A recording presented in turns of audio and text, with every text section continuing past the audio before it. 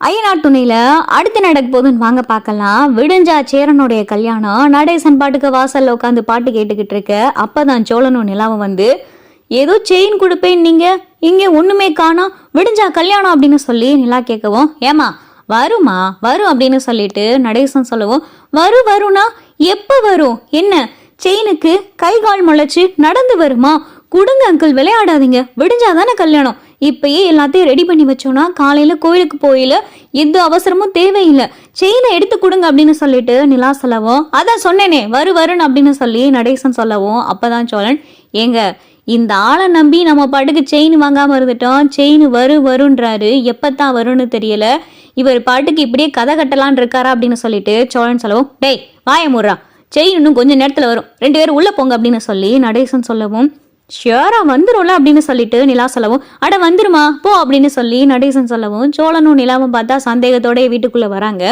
கொஞ்ச நேரத்திலே பார்த்தா ஒரு ஆட்டோ சத்தம் கேட்குது. அந்த ஆட்டோல இருந்து ஒரு வயசானவங்க இறங்குறாங்க. ஒரு 50-55 வயசு மதிக்கத்தக்க ஒரு பெண் வந்து இறங்குறாங்க. அவங்கள பார்த்ததுமே நடேசன் பார்த்தா வேகமா ஓடுறாரு.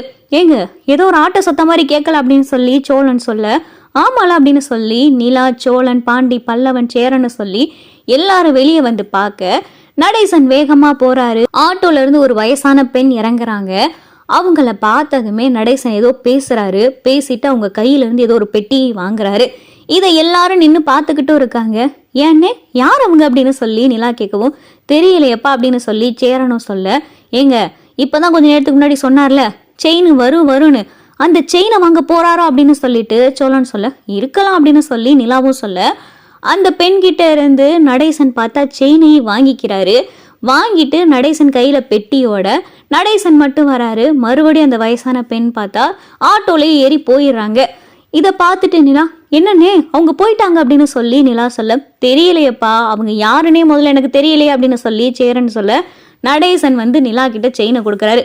ஏமா இந்தாம்மா செயின் எப்போ வரும்னு கேட்டேல, செயின் வந்துருச்சு, இந்தா செயின், என் கடமைக்கு ஏன் பொண்டாட்டி இந்த மாதிரி செயினை கொடுக்க சொன்னா, செயினை ஒப்படைச்சிட்டேன், இதே மாதிரி பாண்டி கல்யாணத்துக்கு நாள் அப்ப வலையில கொடுத்துருவேன் அப்படின்னு சொல்லி நடேசன் சொல்லவும், சரி அதெல்லாம் இருக்கட்டும், செயினையும் கொடுத்துட்டீங்க, இப்போ ஒருத்தவங்க வந்துட்டு போனாங்களே அவங்க யாரு அப்படின்னு சொல்லி நிலா கேட்கும், அதெல்லாம் உனக்கு தேவையில்லாத வேலை, போங்கடா போங்கடா போய் படுங்க, விடிஞ்சா கல்யாணம், தூங்கி எந்திரிச்சாதான் முகமெல்லாம் ஃப்ரெஷ்ஷா இருக்கும், போங்க அப்படின்னு சொல்லி நடேசன் பார்த்தா எல்லாத்தையும் அனுப்பிவிட, நிலா பார்த்தா செயினை வாங்கிட்டு வந்து ரூமுக்குள்ளேயே வச்சிடறாங்க.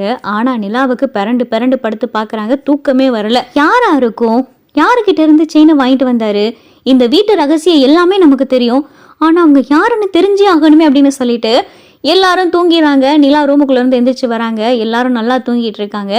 வெளியில வந்து பாக்குறாங்க. பார்த்தா நடேசன் படுத்து கிடக்காரு. அங்கிள் அப்படின்னு சொல்லிட்டு நிலா உசுப்பவும், என்னம்மா அப்படின்னு சொல்லிட்டு நடேசன் எந்திரிக்கவும், இல்ல எனக்கு தூக்கமே வரல அப்படின்னு சொல்லி நிலா சொல்லவும், தூக்கம் வரலனா அதுக்கு நான் என்ன பண்றது, போமா போய் கண்ணை மூடிப்படு தூக்கம் வரும் அப்படின்னு சொல்லி நடேசன் சொல்லவும், அதெல்லாம் இருக்கட்டும், இப்போ ஒருத்தவங்க வந்தாங்கல்ல ஒரு லேடி, அவங்க யாரு, அவங்க கிட்ட வேற நகையை கொடுத்து வச்சிருந்திருக்கீங்க போல, அவங்க தான் வந்து நகையை கொடுத்தாங்க, அவங்க கிட்ட இருந்து தான் வாங்கிட்டு வந்து கொடுத்தீங்க, அந்த லேடி யாரு அங்கிள், யாருன்னு சொல்லுங்களேன் அப்படின்னு சொல்லிட்டு நிலா கேட்கவும், அந்த லேடி தானே, அந்த லேடி நாளைக்கு கல்யாணத்துக்கு வருவாங்க, அவங்கள அப்ப பார்த்து தெரிஞ்சுக்க அப்படின்னு சொல்லிட்டு நடேசன் படுத்துறாரு. நாளைக்கு கல்யாணத்துக்கு வருவாங்களா, ஷியோரா நாளைக்கு கல்யாணத்துக்கு வருவாங்களா அப்படின்னு சொல்லி நிலா கேட்கும், அட ஆமாமா நாளைக்கு அந்த லேடி கல்யாணத்துக்கு வருவாங்க, உனக்கும் சோழனுக்கும் இங்கே கல்யாணம் நடந்துருந்துச்சுன்னா கண்டிப்பாக அந்த லேடி உன் கல்யாணத்துக்கும் வந்திருப்பாங்க, ஆனால் இப்போ சேரனுக்கு நம்ம வீட்டிலலாம் ஏற்பாடு பண்ணி கல்யாணம் நடக்கிறதுனால அந்த லேடி நாளைக்கு கல்யாணத்துக்கு வருவாங்க அப்படின்னு சொல்லிட்டு நடேசன் பாட்டுக்கு படுத்துறாரு. நிலாவுக்கு ஒன்றுமே புரியல, யாரா இருக்கும், ஒருவேளை இவருடைய சொந்தக்காரராப்பாங்களோ, சரி போய் படுப்பு அப்படின்னு சொல்லிட்டு நிலா இதையே யோசிச்சுக்கிட்டு தூங்கிடுறாங்க. மறுநாள் காலையில விடிஞ்சிருது. 4 மணிக்கு பார்த்தா நிலா அலாரம் வச்சிருக்காங்க. அலாரமும் அடிக்க ஆரம்பிச்சிருது. நிலா எந்திரிச்சு குளிச்சு முடிச்சு சேலையெல்லாம் கட்டி தயாராகிறாங்க. இன்னும் அவங்க தூங்கிக்கிட்டு இருக்காங்க அப்படின்னு சொல்லி எல்லாத்தையும் பார்த்தா நிலா உசுப்பி விட, சேரனே எந்திரிங்க, சோழா எந்திரிங்க, பாண்டி, பல்லவா எல்லாரும் எந்திரிங்க, விடிஞ்சிருச்சு கிளம்பணும் அப்படின்னு சொல்லிட்டு எல்லாரையும் பார்த்தா நிலா உசுப்பி விட, நடேசனையும் பார்த்தா நிலா இங்கே உசுப்பி விடுறதுக்காக வெளியே வராங்க.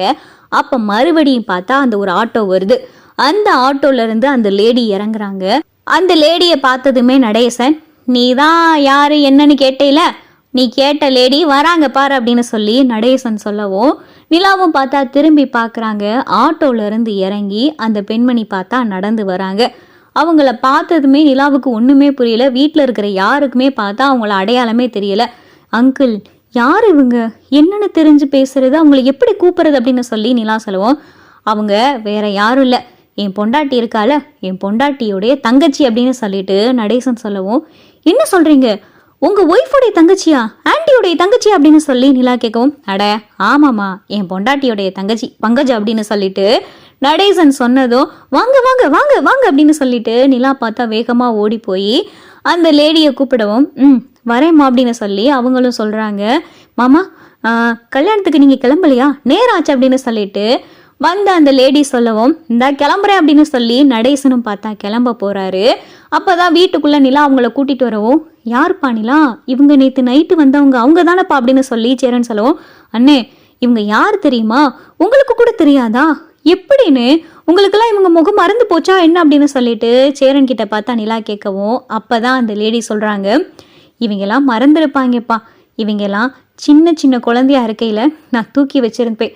ஆனால் இப்போ யாருக்குமே என் முகம்லாம் ஞாபகம் இருக்காது. நான்லாம் ஒரு கட்டத்துக்கு மேலே இங்கே வர்றதே கிடையாது. கொஞ்ச நாளைக்கு முன்னாடி தான் மாமாவை பார்த்து எல்லா விவரமும் பேசுனதுக்கு அப்புறம் தான் எனக்கே சில விஷயங்கள்லாம் தெரிஞ்சிச்சு.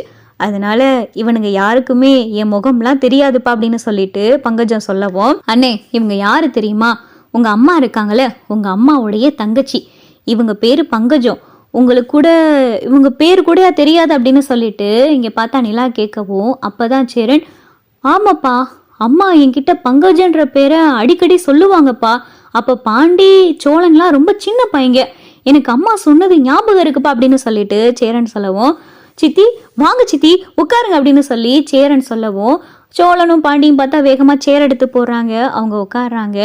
எப்படிப்பா எல்லாரும் நல்லா இருக்கீங்களா, நடேசன் மாமா தான் உனக்கு கல்யாணம்னு சொல்லி வீட்டுக்கு வந்து பத்திரிக்கைலாம் வச்சாரு, அதான்ப்பா வந்தேன் அப்படின்னு சொல்லிட்டு பங்கஜம் சொல்லவும், ஏன் சித்தி இவ்வளோ நாளாக ஏன் வீட்டுக்கே நீங்கள் வரல அப்படின்னு சொல்லிட்டு சேரன் கேட்கவோ, அதெல்லாம் ஒரு பெரிய கதைப்பா, இப்போ தான் வரணும்னு விதி இருந்திருக்கு அப்படின்னு சொல்லி பங்கஜமும் பேசிக்கிட்டு இருக்காங்க.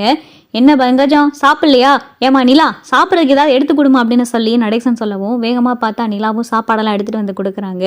ஆமாம் உங்ககிட்ட தான் செயினெல்லாம் கொடுத்து வச்சுருந்தாரா, நீங்கள் தான் நேற்று நைட்டு வந்து செயினை கொடுத்துட்டு போனீங்களா, நேற்று நைட்டு செயினை கொடுக்க வந்து நீங்கள் அப்பயே வந்திருக்கலாமே அப்படின்னு சொல்லிட்டு இங்கே நிலா கேட்கவும், இல்லைம்மா எனக்கும் வீட்டில் வேலை இருந்துச்சு, மாமா தான் நீ காலையில் வான்னு சொன்னார், அதனால தான் வந்தேன். மாமா எப்பயுமே என்கிட்ட தான் அந்த நகையெல்லாம் கொடுத்து வச்சுருப்பாரு, அக்கா போய் சேர்ந்ததுக்கு அப்புறமா அக்காவோடைய நகை எல்லாமே மாமா என்கிட்ட தான் பத்திரப்படுத்தி வச்சுருந்தாரு, அதைத்தான் நான் வந்து கொடுத்தேன். உன்னுடைய கல்யாணத்தப்ப கூட மாமா என்கிட்ட தான் அந்த தாலிக்குடியை கொடுத்து வச்சிருந்து வாங்கினாரு, நான் தான் கொடுத்தேன் மாமா கிட்ட அப்படின்னு சொல்லி வந்தவங்க பார்த்தா நடேசனுடைய மனைவி தங்கச்சி அவங்க நடந்த விவரம் எல்லாத்தையும் சொல்லிக்கிட்டு இருக்காங்க.